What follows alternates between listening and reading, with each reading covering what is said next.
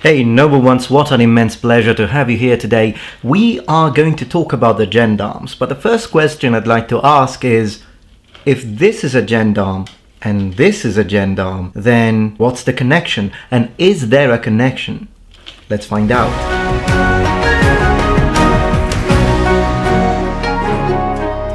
Now, the gendarmes are extremely interesting. They are the so-called successors to the medieval French knight. In fact, even though the order or this category of elite unit was founded towards the end of the 15th century, so technically at the very end of the late medieval period, they are considered to be a post-medieval kind of knight for many different reasons that we're going to see throughout the video today.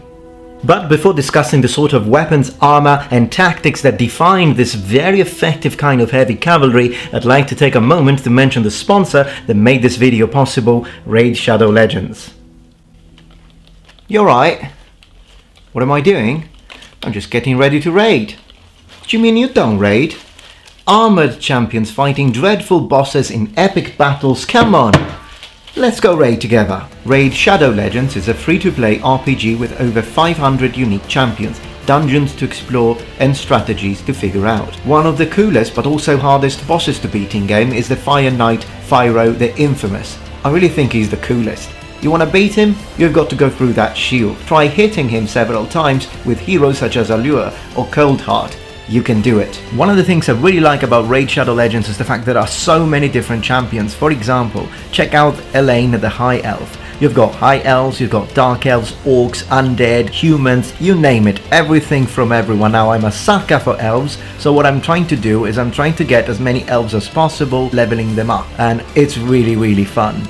Now, one of the best things you can do to level up your characters is to do the campaign over and over again and just using their skills, winning the battles and leveling them all up. Let's teach these Muppets who's boss. Now, one of the things you definitely need to do is join a clan. Raid has just released some new clan features and improvements, such as the brand new quests. You've also got some new benefits for each member of the clan, and you totally have to check out the brand new clan shop. Through this shop, you'll have access to incredibly powerful items. Now, this month, Raid has also got some new champions that you can collect from fragments in the Doom Tower, not to mention loads of events and competitions that you can take part in. If you want to get a huge head start in Raid, all you have to do is click the link in the description or scan the QR code here.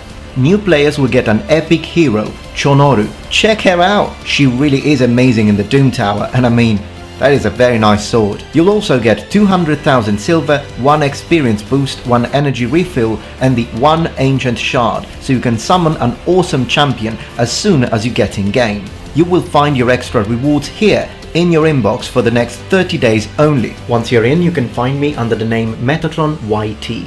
Come join my clan. It's that easy. Click the link in the description below and I will see you in game. So thank you Raid Shadow Legends for sponsoring my video. Lately YouTube has really been paying peanuts as far as the revenue that we YouTubers make, and so it's great that sponsors such as Raid Shadow Legends help us out, because we creators spend a lot of hours for research, production, editing and filming. So again, thank you so much for sponsoring my video. So what's the difference between a modern gendarme and a late medieval early modern gendarme? Okay, so in our day and age, the gendarmerie is a military force with law enforcement duties, usually among the civilian population. Now, there are differences depending on what European country you're talking about. In Italy, they're called carabinieri. But generally speaking, in France, the gendarmerie is a branch of armed forces and they take care of internal security in parts of the territory that primarily are rural areas and small towns. That is, however, different from the historical term gendarmerie, because a historical gendarme would be a heavy cavalryman of noble birth, serving in the French army from the late Middle Ages to the early modern period. So why the same name, and is there any connection? In 1306, King Philip the Fair formed the first mounted military police force called La Maréchaussée. As we said, at the end of the 15th century instead, the Gendarmerie d'Ordonnance was founded, which was basically a heavy cavalry standing army. What happened is that between 1697 and 1699, King Louis XIV asserted his authority over police in France and that's when the maréchaussée became the formal law enforcement arm in the country. Now, the maréchaussée de France initially was under the authority of the marshals of France, but in 1720 they are put under the administrative authority of the Gendarmerie de France. In 1788, the Gendarmerie, meaning the actually heavy cavalry units, was dissolved, and in 1791 the maréchaussée, which is the police force, was recreated as a new police force of military status called Gendarmerie Nationale. That's why modern-day gendarmes, they share the same name as the heavy cavalry standing army of the late medieval period and the early modern era. Going back to the medieval period now, in the 15th century, one of the characteristics of the kingdoms that were trying to constantly fight each other was to try and have an actual standing professional army. We know that already because of the Burgundians, and I have a dedicated video, this one here, if you ever checked it out, please do so. But the Burgundians were a great example of what could be a proto-uniform and lots of other characteristics of what we could consider in a modern sense a actual professional standing army. That is because the idea of the feudal draft wasn't enough anymore, not in a situation where countries were fighting each other all the time, and an actual standing army that a king could directly deploy when needed was the next natural evolutionary step. So how good were these gendarmes? How well could they fight compared to, say, the famous medieval knights of France? Well, in terms of the actual training, we should imagine that it would be as physically intense and as professional as that of the medieval knights, and perhaps even a step further. Because we have reports of not only the fact that they were an order of stellar performance, but also because of the fact that it was really professional and paid troops, a very strong sense of rank, which resulted in a very high esprit de corps, which means moral or cohesion of the unit. So we are dealing with elite heavy cavalry here, in direct line of the famous French knights. Both French and Burgundian gendarmes were organized the same way as their medieval predecessors, the knights, meaning they were using the unit called the lance. Yeah, whenever you use the term lance, often people think of the actual weapon, but a lance is also the unit. Although it's important to understand, it's more of a bureaucratic unit rather than a fighting unit per se, but I'll get back to this in a minute. But what was a lance composed of? Who were the members of a lance? One gendarme, heavy cavalry, one non-combatant squire, one couturier, a fellow soldier with lesser armor, so we could consider medium cavalry, 3 mounted archers, which oftentimes could be crossbowmen by the way, even though in the sources they're referred as archers. But later, in the 16th century, these will become light or medium lance cavalry too, even though in the records they're still referred to as archers. Now, you shouldn't be surprised about this because it happens even in the Roman period, where we have the hastati that maintain a name that comes from their origins as troops with spears, even after they ditch the spears and start using swords and shields. But I'll get more into this in our upcoming videos about the 10 less known facts about the Romans that you didn't know. We then had a gunner, 1 pikeman, and a crossbowman, meaning on foot. When I said that they were a bureaucratic unit and not a fighting unit, I meant that they wouldn't fight together, not the lance. The lance you employ, but then crossbowmen serve with crossbowmen, and archers are with archers, and gunners are with gunners, and then you've got artillery, and of course the heavy cavalry, the gendarmes, would be together, usually in relatively thin lines, sometimes even 2 ranks, sometimes even just 1, as to maximize the amount of impact that you would get on the enemy forces. But that's what a bureaucratic unit is. Another thing that having a standing army achieves with the gendarmes and the other kind of troops that were becoming a actual professional soldier, the difference is that you now don't need to recruit or enlist mercenaries anymore. And mercenaries historically have been a lot of problem and a lot of troubles for king to deal with, particularly during times of peace. Some of these groups actually becoming sort of a bit of a bane, even attacking or creating and causing trouble during times of peace. But with an actual standing army of paid professionals, you always had armies ready to deploy and no trouble during peacetime. In a way, we could consider this to be a very important modernization of the army. A captain would now rally lancers and then provide them to the crown. 100 lancers together would form a so-called compagnie. These soldiers will change or evolve, if you will. So we said that in the late 15th century and early 16th century, they are heavy armored shock cavalry with lances. But the first big change happens towards the middle of the 16th century, where the lance was exchanged with a pistol and the heavy armor configuration was exchanged with lighter harnesses. On the early modern battlefield, where the gendarmes had to face the famous Spanish pike and shot, eventually this lighter, more maneuverable pistol cavalry gendarmes proved more effective. Historically, they were modeled after the German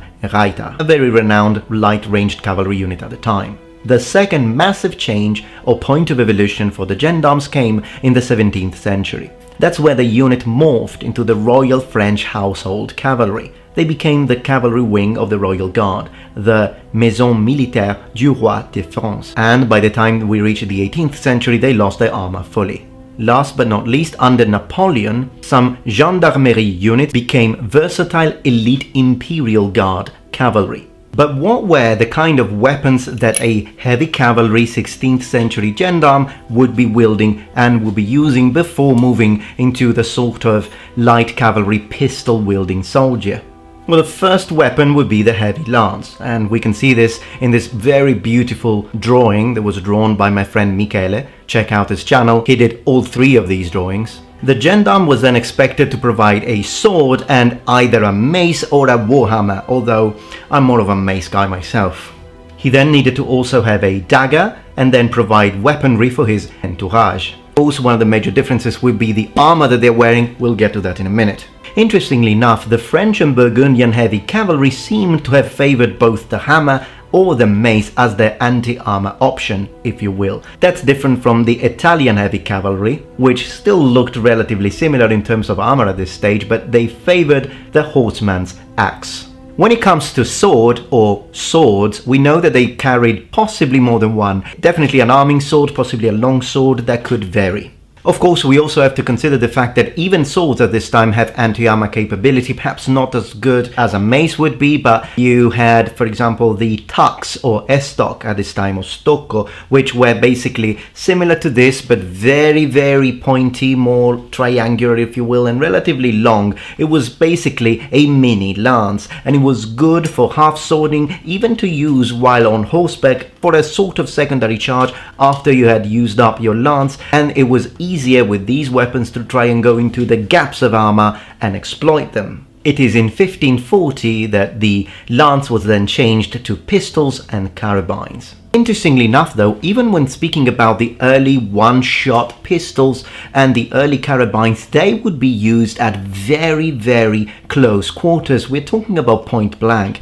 In fact, we have instructions of both using them, giving point, for reasons that I've already mentioned in my Winged Hussars video, and soldiers of the time were taught to actually get so close to their enemy to actually place the pistol on their cuirass and then shoot, or place the pistol towards their face and then shoot. That was because armor at this time was mostly bulletproof, so if you shot it from any distance that wasn't point blank, most of the times you wouldn't have done anything. But there was another tactic that was used particularly by these soldiers towards the end of the 16th century that was starting to use now pistols. This was called the cavalcade. They would get closer to the enemy and start going in rounds, every time shooting and then reloading. This way they could ensure a continuous rate of fire, and at the same time they would be moving targets for the enemy gunners. How much were all of these soldiers paid? From sources written in 1434, we know that the pay for the members of the company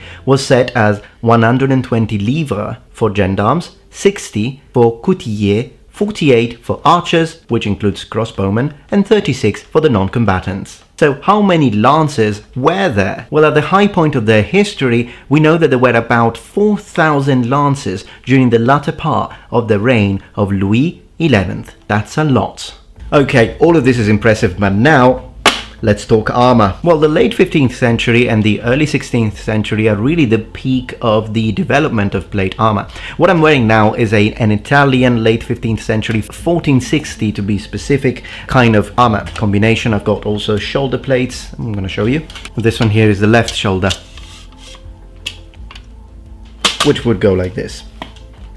Armor will continue to develop in the 16th century, and we will see a lot better articulation, particularly for the limbs. And what we see a lot in iconography, you will have noticed, are these kind of skirts. Now, these were most likely invented in Italy, but they are completely adapted and become ubiquitous in France when it comes to the gendarmes. They are textile though, because I've seen people thinking by looking at the sources that they were metal. They're not, they're textile. The term in English being basis. What's interesting is that even though we don't have an exact kind of uniform, if you will, the French seem to have had clothing for man and horse in a color and pattern specific for a compagnie. So all the gendarmes, being part of the same company, would have had the same kind of matching colors. Now let's talk about the overall weight of everything they had. So let's say, roughly speaking, a man would be around 80 kilograms, a lance 4 kilograms, mace 1 kilogram, sword, dagger, scabbard, etc. another 2 kilograms, clothing and a horse tack about 3 kilograms, a saddle of this time I want to say about 4 kilograms, barding would add another 30 kilograms, and armor would be again about 30 kilograms for field harnesses.